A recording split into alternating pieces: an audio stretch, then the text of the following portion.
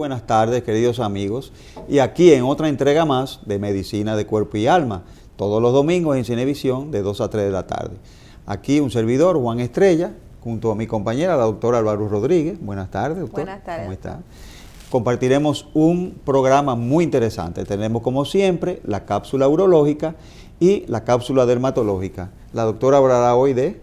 Vamos a hablar acerca de las enfermedades de transmisión sexual que abordan los niños. Nosotros hablaremos del proceso de inflamación y resolución, y en el tercer segmento tendremos una excelente entrevista con la doctora Judith Portorreal, médico oftalmólogo, especialista en queratocono, miopía y lentes de contacto. No se pierda el programa, que es muy interesante, y luego de una pausa siga con nosotros.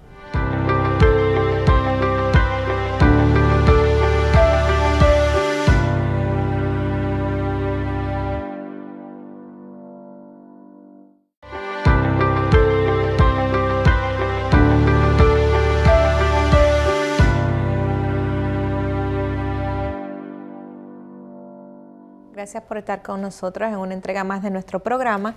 En la tarde de hoy quiero hablar con ustedes acerca de lo que son las enfermedades de transmisión sexual y su diagnóstico en niños. Nosotros tenemos muchas veces que recibir niños que han tenido alguna enfermedad, ya sea en sus genitales, en la boca, y que son transferidos como si fueran enfermedades de transmisión sexual. Realmente, en la boca y en la piel de los genitales salen muchas enfermedades que no son de transmisión sexual. Por eso tenemos que tener mucho cuidado a la hora de nosotros decir o dar cualquier diagnóstico sin nosotros saber prácticamente qué tiene el paciente. Lo ideal es referir el paciente a donde debe de ir y tener mucho cuidado principalmente cuando se trata de niños. Constantemente nosotros tenemos que ver padres muy preocupados que acuden a consulta dermatológica, aterrados porque algún médico u otro personal le ha dicho que si sale en tal parte, entonces puede ser que sea una cuestión de abuso sexual. En la tarde de hoy quiero compartirles uno de los más frecuentes que me ha tocado ver. Y como veneróloga, pues los dermatólogos somos especialistas en transmisión sexual. Este suele confundirse bastante. La hiperplasia focal epitelial, y no son más que, como estamos viendo en pantalla, estas verruguitas que aparecen en la mucosa de los labios, en la cara interna dentro de los labios y en las encías, y que se ve en la infancia en los niños. Los padres suelen acudir a consultas a veces de pediatría llevando a los niños por estas verrugas, y muchas veces muchos se pueden alarmar confundiendo la presencia de estas verrugas con las que produce el virus del papiloma. Realmente las produce el virus del papiloma, pero no es por causa sexual, sino que el niño nace con una inmunodeficiencia natural ante el virus, y cuando le aparecen las lesiones se le desarrollan en la boca y pueden confundirse con condilomas o enfermedades venéreas.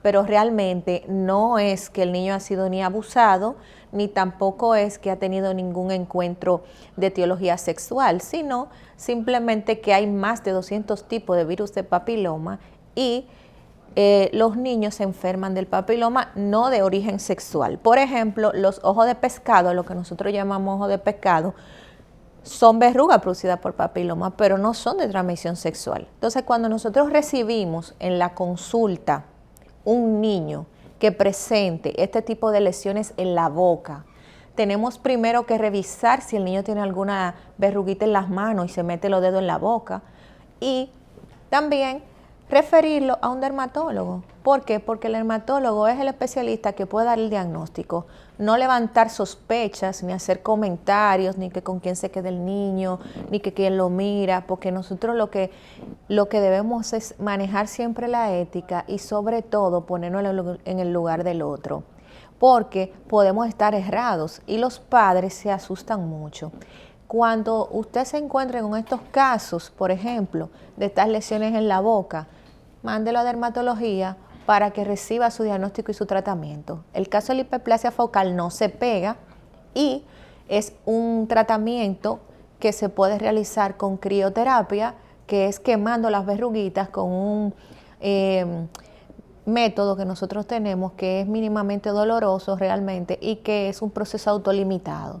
Quiere decir que estas verruguitas se curan y son más una cuestión estética porque no duelen ni tampoco producen otro defecto en el niño. Pero lo que causa y llama la atención es que suelen confundirlas con verrugas producidas por infecciones de transmisión sexual cuando no lo son, sino que son simplemente la defensa bajita que el niño tiene y estas se desarrollan en la boca.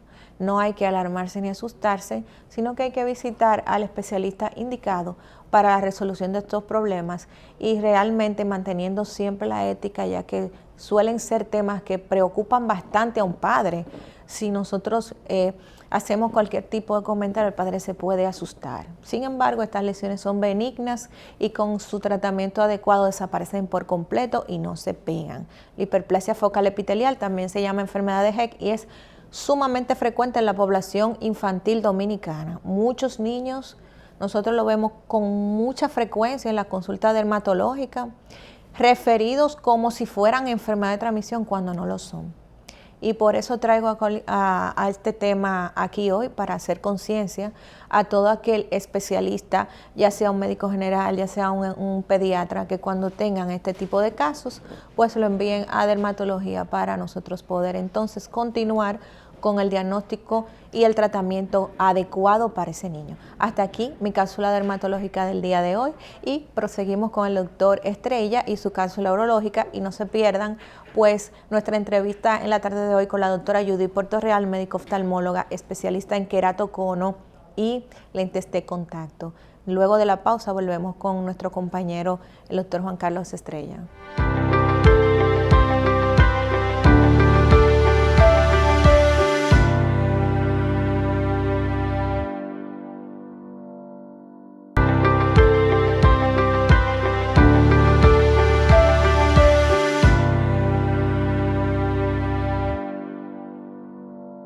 Continuando con el contenido de nuestro programa, hoy tenemos nuestra cápsula urológica acerca de la inflamación y de la resolución.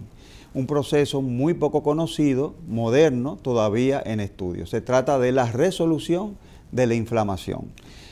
La semana pasada hablamos sobre los omega 3 y mencionamos los 3 omega 3 principales, que son el ácido alfa-linolénico o ALA, el EPA, o eicopentazenoic acid, y el DHA o el dexahexaenoic acid. Hoy hablaremos de la importancia de estos 3 factores en lo que compete a la inflamación y a la resolución de la inflamación. Los omega 3 son grasas buenas, son consideradas grasas necesarias, incluso se le dicen ácidos grasos esenciales, porque el cuerpo no los puede sintetizar y tienen una función en la resolución. Pero la inflamación, tenemos las grasas saturadas, porque se habla de que ustedes saben que los omega 3 son grasas insaturadas o poliinsaturadas en los carbonos 3, 6 y 9. Los más importantes son los del omega 3. Pero existen grasas saturadas y grasas artificiales, cargadas con el potencial de generar inflamación solamente por sí. En una gráfica que vamos a ver que los agentes que pueden causar una inflamación pueden ser físicos, químicos, radiaciones, microorganismos y traumáticos. La inflamación, la idea que uno tiene es que cuando, por ejemplo, uno se da un golpe, tiene un tropezón, o se da un golpe en la cabeza, se le forma un hematoma, lo que se conoce popularmente como chichón. Pues eso es la idea de la inflamación. Pero la inflamación también es un proceso fisiológico que depende de la inmunidad innata, que tiene como finalidad, por la inflamación, por la hinchazón que produce, aislar el agente causal, ya sea biológico, físico, químico, como vemos en la gráfica, un microbio, una bacteria, un trauma, un golpe profundo, donde se ha introducido, por ejemplo, un clavo, un arma de penetración que ha sido oxidada o contaminada, y entonces el cuerpo produce una inflamación alrededor de esa lesión para aislar el proceso y poder luchar y atacar ese agente que produce la injuria sin que se propague al resto del organismo. Pero vemos que a veces a la inflamación al cuerpo se le va la mano y luego la resolución de esa inflamación es más difícil y el cuerpo entonces se queda en lo que se llama una inflamación crónica. O sea que el proceso de resolución de la inflamación no puede ser completado y se crea una inflamación crónica que puede ser persistente. Todo esto es debido a mediadores bioquímicos. Por ejemplo, los mediadores bioquímicos que intervienen en la inflamación son todas las sustancias vasodilatadoras o que inducen vasodilatación, como la serotonina, todas las interleuquinas, principalmente la interleuquina 6, el tumor de necrosis, el factor de necrosis tumoral, la histamina en las alergias, todos son factores que las prostaglandinas, que algunas son buenas, otras son malas, los tromboxanos, que son prostaglandinas que inducen a la formación de trombos y coágulos, y las sustancias así. Mientras, y dependen, estas sustancias se forman estas sustancias inductoras de la inflamación se forman a partir del ácido araquidónico y de las grasas saturadas. Luego, el proceso de resolución está mediado por sustancias que devienen del ácido alfa-linoleico, del DHA y del EPA, que son omega 3 buenos. Como son sustancias nuevas, ya les dije que actualmente esto de la resolución de la inflamación es un tema nuevo y que depende de sustancias como las lipoxinas, las marexinas, las resolvinas y las protectinas. ¿Por qué viene esto a colusión? Cuando una resolución de la inflamación no ha sido completada exitosamente, queda una inflamación crónica.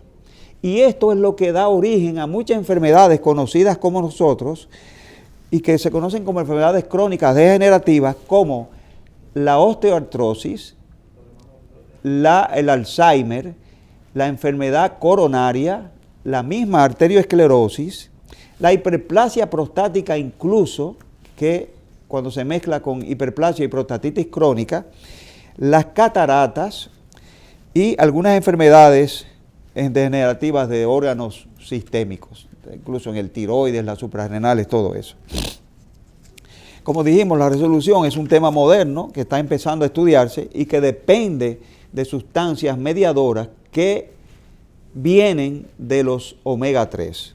Es un proceso que está en estudio y que posiblemente de ahí se dirigen muchos agentes farmacológicos, terapéuticos y agentes biológicos para inducir a la resolución de la inflamación y así poder combatir las enfermedades crónicas mencionadas degenerativas que produce la inflamación crónica. Incluso la misma cirrosis, se me olvidó mencionar, es por una hepatitis crónica, cuyo agente causal es un virus. Hasta aquí nuestra cápsula urológica sobre la inflamación y la resolución de la inflamación. Siga con nosotros después de la pausa con una interesante entrevista con la doctora Judith Portorreal, médico oftalmólogo, especialista en queratocono y lentes de contacto. No se pierda, siga con nosotros después de la pausa.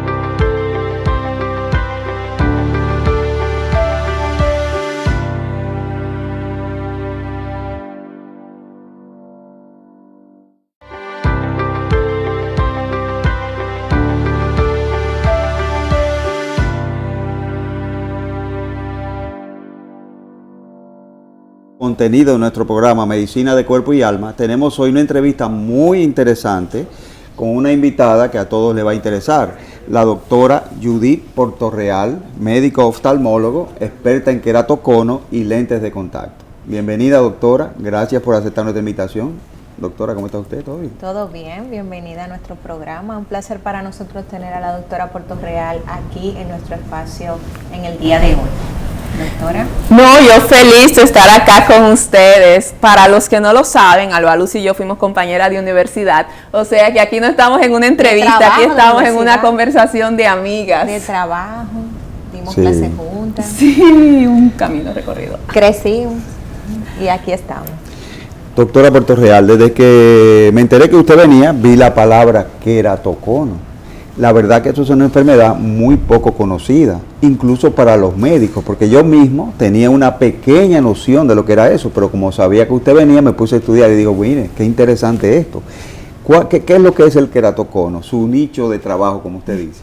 Bueno, le cuento, el queratocono es una enfermedad que afecta a pacientes jóvenes que se caracteriza porque la córnea es más débil de lo normal, lo que hace que se deforme y pierda la forma esférica que normalmente tiene y adquiera una forma puntiaguda o cónica, y de ahí es que viene el nombre de queratocono.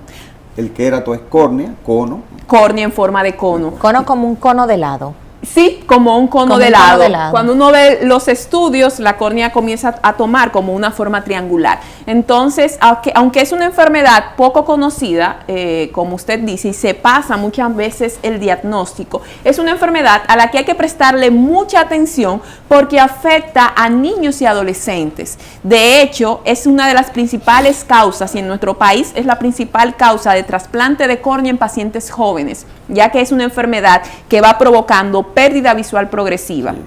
Para que la gente sepa, la córnea es la primera capa del ojo, una capa transparente que cubre el iris, la bolita del ojo, porque ya el resto se llama la esclerótica, ¿no? Así es, yo le digo a los pacientes que la córnea es como la mica del reloj. Cuando usted ve un reloj que tiene ese vidrio, ese cristal que le permite ver la hora, eso es la córnea. Nosotros no la vemos porque es transparente, pero cuando se afecta, entonces se puede poner blanca cuando tenemos cicatrices posterior a trauma, posterior a infecciones, o puede comenzar a deformarse como en el caso del queratocono. Es un defecto prácticamente anatómico de la forma. Es un tema de la estructura de la córnea. Lo que sucede en el queratocono es que la córnea se comienza a debilitarse, las fibras de la córnea comienzan a debilitarse, y eso es lo que va haciendo que vaya cediendo y se vaya deformando. Y esa deformidad de la córnea, esa alteración de su regularidad, es lo que provoca la pérdida visual en los pacientes, porque comienza a generar miopía y astigmatismo. Pero, a diferencia de los defectos refractivos que son normales, como la miopía y el astigmatismo que puede desarrollar un niño, en el caso del queratocono, ese astigmatismo es irregular. Y eso hace que cuando la luz entre al ojo se disperse mucho, y es una razón por la cual los pacientes van perdiendo la visión poco a poco, y llega un momento en el que no logran ver bien con gafas. Sí, el queratocono es, como usted mencionó, el cristal del reloj, la mica, como si la mica se deformara y hiciera como un bulto, como una protrusión, como un aneurisma para afuera. ¿Sí? Exacto. Porque al debilitarse la misma presión del ojo Y es muy importante decirle a las personas que generalmente no se nota. Cuando el queratocono se nota es porque ya está extremadamente avanzado. De ahí la importancia del chequeo oftalmológico de manera rutinaria en los niños y prestar especial atención a los niños que son muy alérgicos y que se frotan mucho los ojos. Es porque el niño no habla. Realmente yo pienso que el niño vive su vida feliz, pero tal vez de algunas señales que uno se pueda dar cuenta de que hay un problema.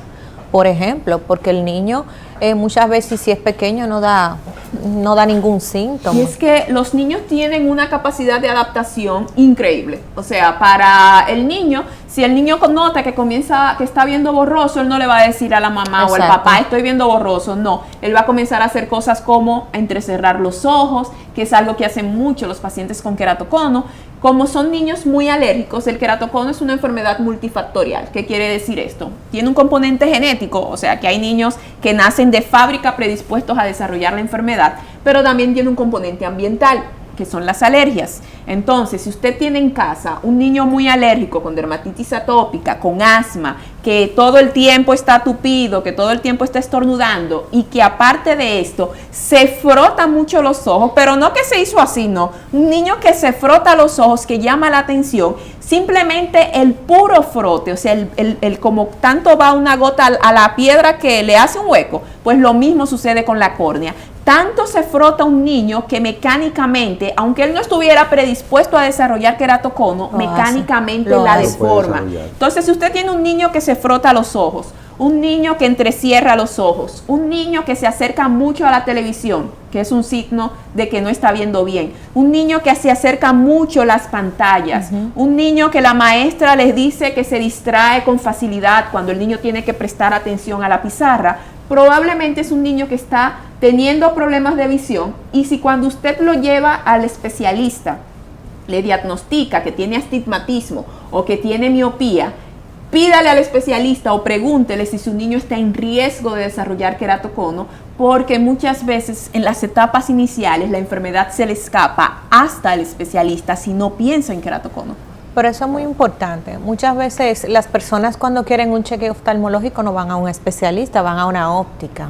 Y a veces lo ve un optómetra, que es una persona que te puede decir, tú tienes miopía, tú tienes astigmatismo, pero no tiene en sí la preparación para llegar a un diagnóstico tan complejo. Es por eso que es bueno que vea un oftalmólogo. No, pero y sí la tiene. Yo soy pro de orientar a los optómetras. O sea, el optómetra sí tiene la capacidad de poder identificar a un paciente con sospecha de queratocono. De ahí la importancia que tenemos que orientar a todos, porque si ese paciente fue a una óptica y se evaluó con un optómetra o con un técnico en optometría, ese optómetra también puede identificar los signos y puede orientar al paciente de debes de visitar a un oftalmólogo porque estoy viendo signos de alarma de que podrías tener una enfermedad de los ojos. Los optómetras y los oftalmólogos somos equipo, entonces no somos competencia, porque lo que a mí me compete como médico no le compete al optómetra, y lo que puede hacer el optómetra puede ayudar bastante al oftalmólogo. Entonces yo creo que optómetras y oftalmólogos debemos de trabajar de la mano y no vernos como competencia, sino vernos como aliados y trabajar juntos por la salud de los ojos de nuestros pacientes. Y es que se capta el paciente por ahí, porque muchos pacientes ahí es donde van a recibir una ayuda oftalmológica. El mismo optómetra, cuando no pueda resolver algo por su preparación, pues entonces lo refiere al oftalmólogo. O sea, que también puede ser un referidor al oftalmólogo. A mí me ha sorprendido, luego de que estoy teniendo más presencia en redes sociales, que hay una gran cantidad de pacientes que quienes me los están enviando son optómetras, y también me escriben optómetras de acá de Santo Domingo y del interior, y me dicen, doctora, yo he aprendido muchísimo con usted. O sea que ellos, si los capacitamos mejor, entonces van a tener mejores herramientas para dar un mejor servicio, y eso va a beneficiar al paciente. Entonces de ahí la importancia de capacitar a todo el que pueda ver uno de estos pacientes, porque no solo los optómetras, de igual manera los dermatólogos. Por ejemplo, mi bebé que tiene dermatitis atópica, cuando yo lo llevé a la dermatóloga a consultar por la dermatitis atópica, o sea, yo nunca me identifico como médico, yo siempre voy como paciente, pero me agradó mucho que ella me recomendó una visita al oftalmólogo y me comentó que mi hijo tenía riesgo de desarrollar queratocono. Tú no dijiste que tú eras oftalmóloga, tú estabas muy tranquila. Entonces yo dije, definitivamente, ella lo está haciendo bien. Entonces, pediatras, dermatólogos, neumólogos, alergistas, todo el que vea este tipo de paciente que tiene ese factor de riesgo, es importante que tengan el pendiente, orientar a los padres, porque los padres no lo saben, esa es la realidad. Muy interesante, doctora, muy interesante su comentario. A mí me remontó aquellos síndromes como el Ehlers-Danlos, el síndrome de Marfan, donde hay un problema bioquímico con el colágeno que no tiene la elasticidad ni la consistencia, y esos pacientes hacen aneurismas de los vasos sanguíneos, como de la aorta y de los vasos cerebrales, hacen hernias, hacen quistes en los órganos, como quistes renales, quistes hepáticos. Hay un síndrome con el queratocono en que se asocia, como el queratocono es una deficiencia en la consistencia del colágeno de la córnea, puede estar asociado a otros problemas en el cuerpo, asociado a la malformación del colágeno. Puede estar asociado a otras enfermedades. Y dentro de los síndromes hay uno que quiero destacar por su frecuencia, que son las personas con síndrome de Down.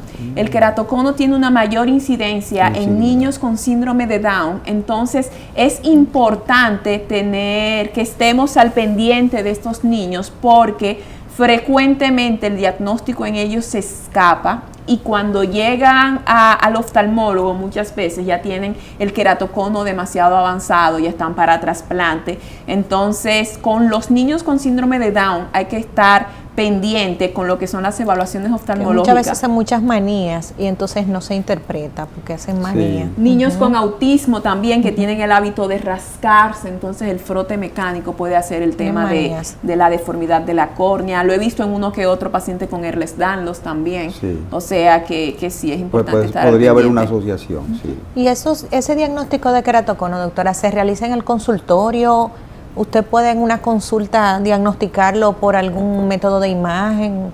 ¿Cómo hacen el diagnóstico en sí? La sospecha debe de empezar en el consultorio. O sea, debe de empezar en el consultorio, un paciente que tiene astigmatismo, un paciente que se frota los ojos, un paciente que le cambia mucho la fórmula de las gafas, porque el queratocono, al ser una enfermedad progresiva, es ese niño que usted le cambió los lentes, o ese adolescente, y que a los 6 meses ya no se quiere poner los lentes porque él dice que no ve bien, y el padre cree que es que el niño no se los quiere poner. Créale, porque probablemente le cambió la fórmula. Entonces ahí empieza la sospecha del queratocono. Entonces ya para confirmar el diagnóstico es necesario realizar un estudio llamado topografía corneal, que es un mapa de la córnea. Entonces ese mapa lo que me dice es si la superficie de la córnea es regular o no.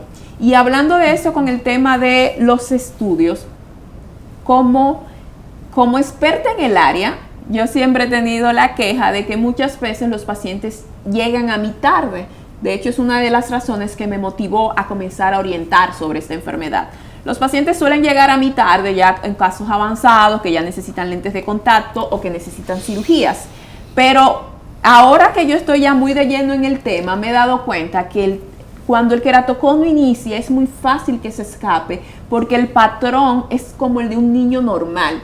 Actualmente nosotros hemos adquirido un equipo que se llama Maya, que es le estaba comentando a Alba Luz, que es un equipo que combina diferentes tecnologías en un solo equipo, lo cual me facilita porque ahorro costos al paciente. O sea, estudios que antes a mí me hubiese costado, al paciente más bien, 12,000, 13,000, 14,000 pesos, ahora yo lo resuelvo con un estudio de 3,000 pesos. Entonces, para el paciente resulta muy beneficioso. Claro. Pero cuando llegue el equipo, yo comencé a hacerlo a todos los pacientes porque lo estaba probando, porque los ingenieros de Topcon estaban acá, porque era el primero del país, el primero del Caribe, entonces estábamos todos muy entusiasmados con el equipo.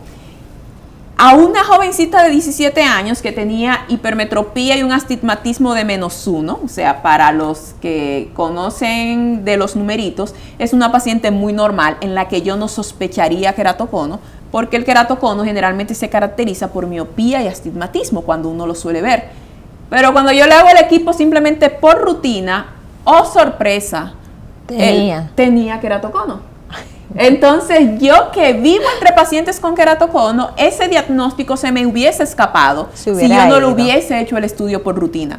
Entonces actualmente yo recomiendo que a cualquier niño que tenga astigmatismo, sea bajito, sea alto, sea regular, sea normal, se le haga un estudio de topografía corneal, porque se podrían sorprender la gran cantidad de niños con queratocono que podríamos diagnosticar en la etapa incipiente, porque la verdad es que los estudios de diagnóstico nos muestran hallazgos antes de que clínicamente comiencen a mostrar realmente que cada paciente es diferente. Realmente uno puede ser muy sintomático como uno encontrarse otro que esté asintomático.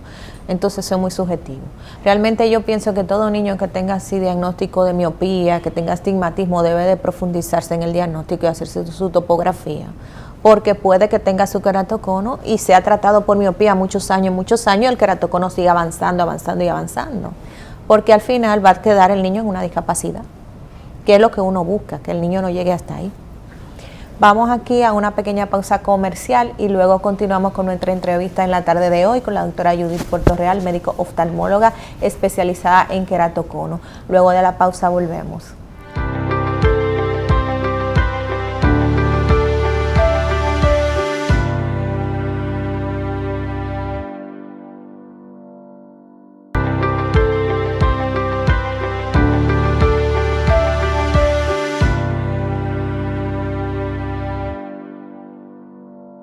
Nuestro programa Medicina del Cuerpo y Alma. Estamos en nuestro tercer segmento conversando con el invitado. En la tarde de hoy tenemos a la doctora Judith Portorreal, médico oftalmóloga especializada en queratocono y tratamiento de lentes de contacto y demás. Doctora, con respecto a que la población piensa que los lentes se vencen, ¿eso es verdad? Aclárame esto. No es que los lentes se vencen. Lo que sucede es que lo que hacen los lentes es corregir el defecto refractivo que usted tenga en el momento. Lo que sucede con los defectos refractivos es que tenemos una alteración o en el tamaño del ojo o en la forma de la córnea. Entonces, si tenemos un ojo que está creciendo, cuando el ojo crece más largo de lo que debería, que normalmente debe de medir entre 23 y 24 milímetros, cuando el ojo es más largo de 24 milímetros, comienza a desarrollar miopía. Entonces, cuando se diagnostica una miopía al niño, se le coloca el lente en base al defecto refractivo que él tiene, en base al largo de su ojo. Pero si ese ojo sigue creciendo, entonces esa miopía va a cambiar. Entonces ya ese lente que le funcionaba hace un año, ya no le va a funcionar. Por eso el enfoque, y voy a aprovechar para compartir esto con su audiencia, el enfoque del tratamiento de la miopía está cambiando. Antes lo que se hacía era evaluar al niño cada año, cambiar lentes, cambiar lentes, cambiar lentes. Pero actualmente lo más importante es, en esta primera visita, medir cuál es el largo del ojo, cuál es la longitud axial. A partir de ahí, y evaluar la refracción. Entonces, a partir de ahí, cada 6 meses es necesario estar midiendo ese ojo.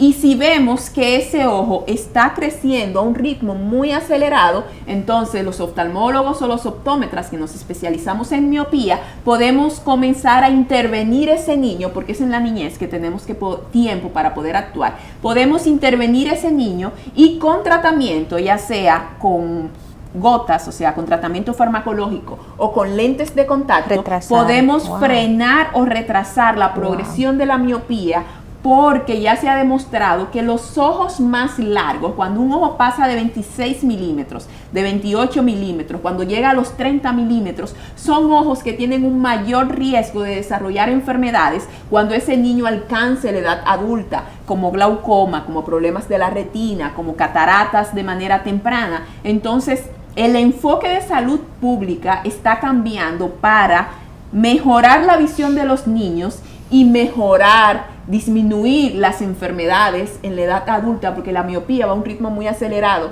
Sí, es verdad.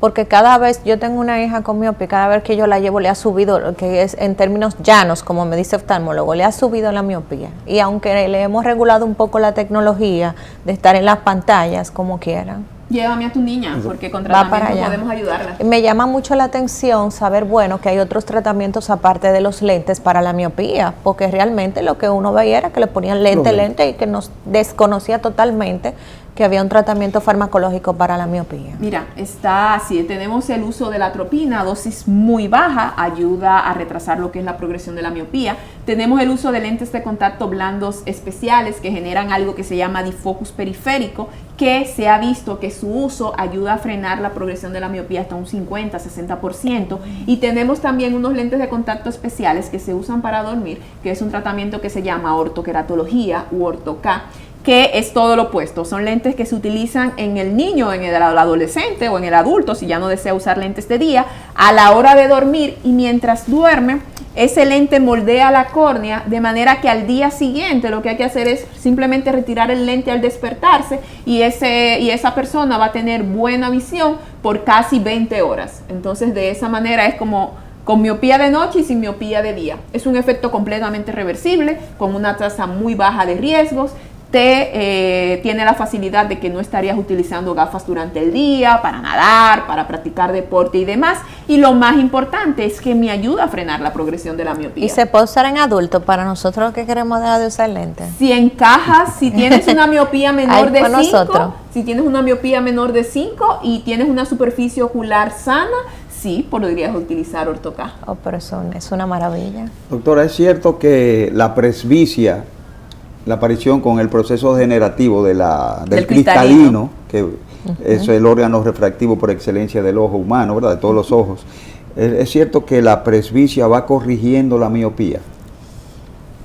No, la miopía brinda cierta protección para la presbicia. ¿Qué sucede? A los 40 años... Que la miopía corrige la presbicia. Exactamente. A los 40 años de edad, a partir de los 40 años de edad, se da ese fenómeno conocido como presbicia, donde el lente interno del ojo, que es el que tiene la capacidad de poder enfocar tanto de lejos como de cerca, se va endureciendo y ese mecanismo se va desgastando. Esto va provocando que a partir de los 40 comencemos a tener dificultad para la visión cercana. Pero ¿qué sucede con los miopes? Con los miopes sucede que por su defecto refractivo, el paciente normalmente ve borroso de lejos, pero ve mejor de cerca. Por eso que los miopes se alejan las cosas, ¿no? Por eso los miopes a la hora de leer muchas veces se quitan los lentes. Entonces, ese miope que por su miopía ve bien de cerca, le brinda cierta protección para la presbicia, porque a los 40 años, una persona sin defecto refractivo ya comienza a ver borroso de cerca, pero el miope sigue viendo bien de cerca y dependiendo del grado de miopía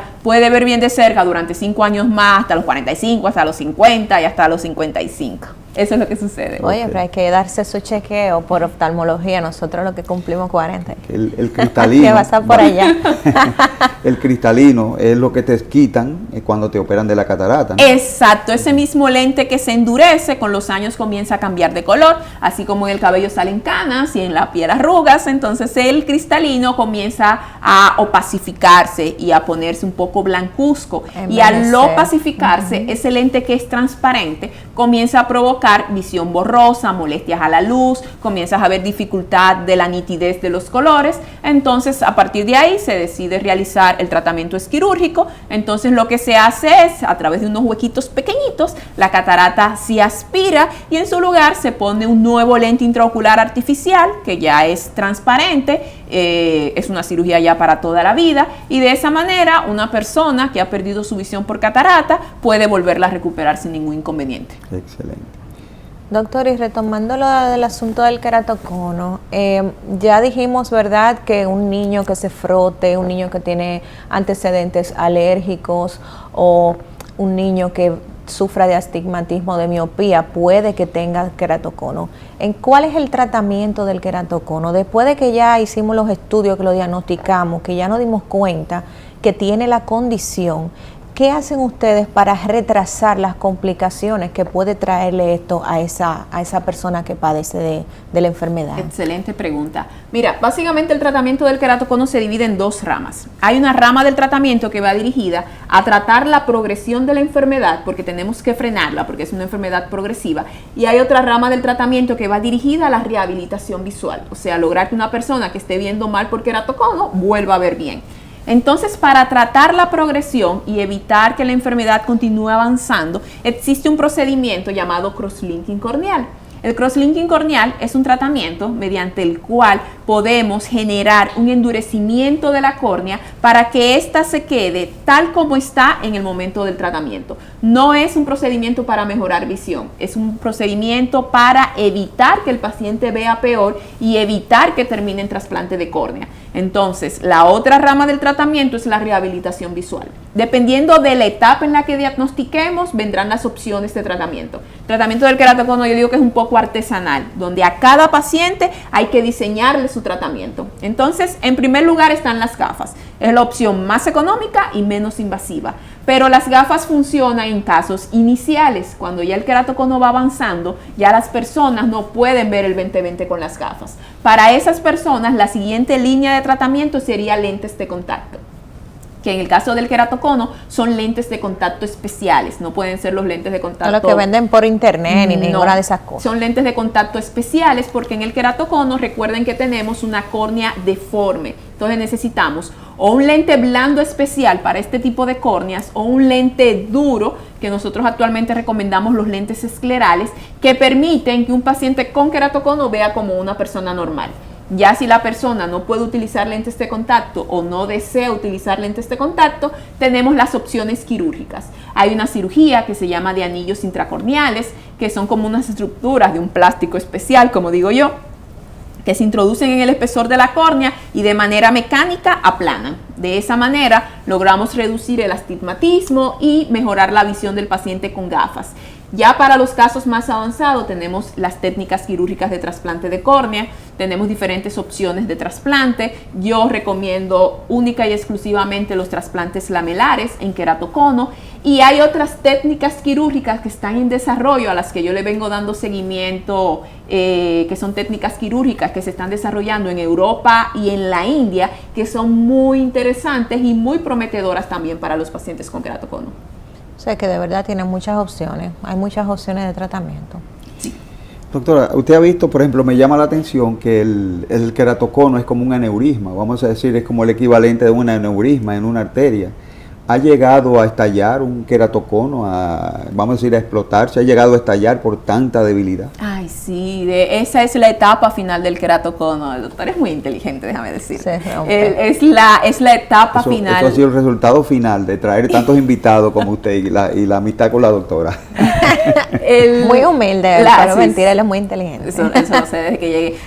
La etapa final del queratocono, cuando el queratocono está más avanzado, llega un punto en el que la córnea se debilita tanto que las capas internas se rompen y comienza a ingresar agua a la córnea. Eso se conoce como hidrops corneal, y cuando eso sucede al niño, al adolescente o a la persona que le suceda, de repente se le pone el ojo blanco, completamente blanco, porque la córnea es transparente por la organización de sus fibras y porque no tiene vasos sanguíneos y porque siempre se mantiene en un estado de deshidratación, con poca agua. Cuando las capas se rompen, que ingresa agua a la córnea, eso altera el orden de las fibras de la córnea y el ojo se pone blanco. Y ya cuando llega en esa etapa ya hay que trasplantar o sí o sí. Ya no sirve, ya la córnea no sirve ya. Hay que poner una córnea nueva. Sí, porque ya no funciona, ya realmente perdió su función y deja de ser útil para paciente. Lo bueno del queratocono, y siempre me gusta recordarle, explicárselo a mis pacientes, es que el queratocono, generalmente en el queratocono lo único que suele estar afectado es la córnea, pero el ojo por dentro sigue estando sano. Entonces, la visión, la pérdida visual que produce el queratocono es reversible. ¿Eso qué quiere decir? Que se puede recuperar. O sea, el paciente con queratocono, a menos que no sufra una complicación por otra cosa, no es un paciente que deba de quedar ciego, que es uno de los temores de los jóvenes, que se van a quedar ciegos. En el caso del queratocono, no. Aún en el peor de los casos, podemos recuperar la visión con un trasplante de córnea si es necesario, pero esa visión está escondida, pero ahí está.